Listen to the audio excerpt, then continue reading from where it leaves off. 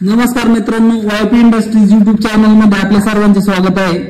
हे जे आपण बघत आहात हे आहे पेरणी यंत्राचे जे बॉक्स आहेत ते, जेणेकरून आपण याला बरेचसे नाव आहे जसे की पेरणी यंत्र, सीड्रिल बॉक्स, मगा म्हणतात, काही असे टोकन यंत्राची पेटी वगैरे नाही का। तर हा जो पार्ट आहे हो आपण एकदम होलसेल रेट मध्ये प्रत्येक शेतकऱ्याला व दुकानदाराला एकदम कमी रेट मध्ये सप्लाय करत असतो। ऑल ओव्हर इंडिया आपण याची डिलिव्हरी करत असतो। कॅश ऑन डिलिव्हरी पण आपण याला देत असतो। जसं की कुणी आपल्याला ऍड्रेस पिन कोड वगैरे पाठवल्याच्या नंतर प्रॉपर त्यांचा होम डिलिव्हरी म्हणजे cash on delivery, home delivery पूर्ण आपण सर्व्हिस देत असतो।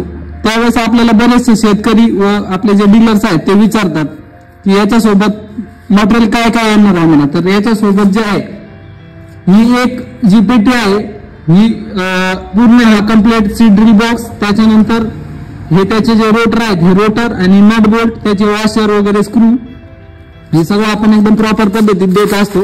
त्याच्यानंतर आपल्या कंपनीचं जे पॅम्पलेट आहे ते पॅम्पलेट आणि कस्टमरचे जे बिल आहे ते बिल, एवढे जे पार्ट आहे हे आपण देत असतो।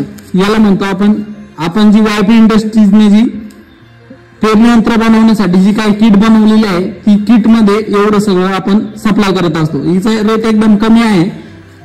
आपण भारतातल्या प्रत्येक कानाकोपऱ्यातल्या शेतकऱ्याला व डीलर्सला हे घरपोच सुविधा देत असतो। या पेरणी यंत्राच्या पेटीला आपण एकदम विविध ठिकाणी असेंबल करू शकतो, जसे की बैल जोडीवरती, ट्रॅक्टरवरती, पॉवर विडरवरती, कोळपणी यंत्रावरती, अशा विविध ठिकाणी आपण हिला वापरू शकतो। आता हिला जो गिअर वगैरे आहे तो कास्टिंग वाला गिअर आहे।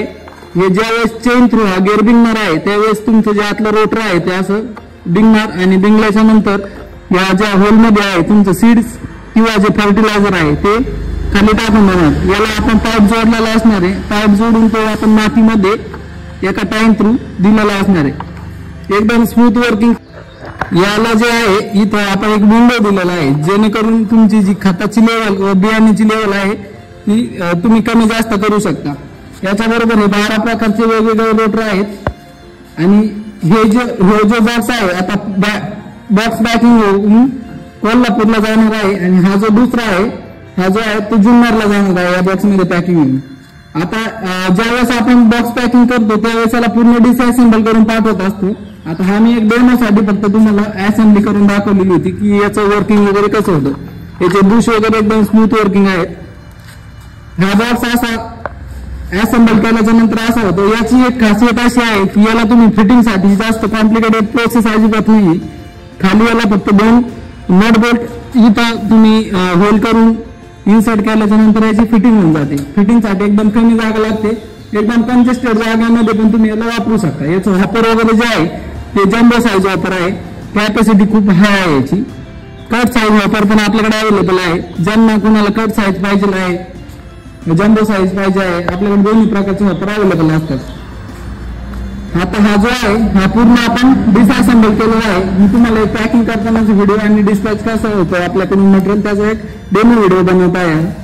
तर आता मी तुम्हाला दाखवतो की याला पॅकिंग कोणत्या पद्धतीत होणार आहे याची।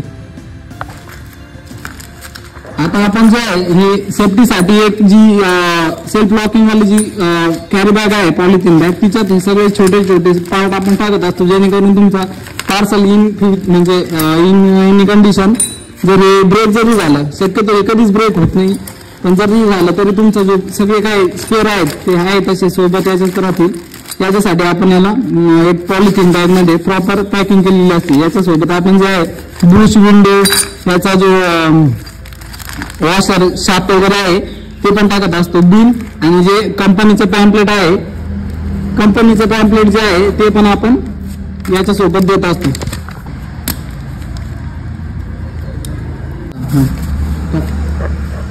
हॉपर वगैरे आपण बॉक्स मध्ये एकदम प्रॉपर साईजचा बॉक्स आहे, त्याच्यामुळे हे कधी ब्रेक होत नाही। याला जे आहे ती तुम्ही साईडला सेफ्टी वगैरे होऊन जाते, त्यामुळे ब्रेकचा काही विषय नाही। त्याच्यानंतर आपण हे जे आपले स्पेअर आहेत छोटे छोटे चाइल्ड पार्ट ते टाकले, रोटर वगैरे टाकून आपण त्याला एकदम प्रॉपर पॅकिंग करून देणार आहे।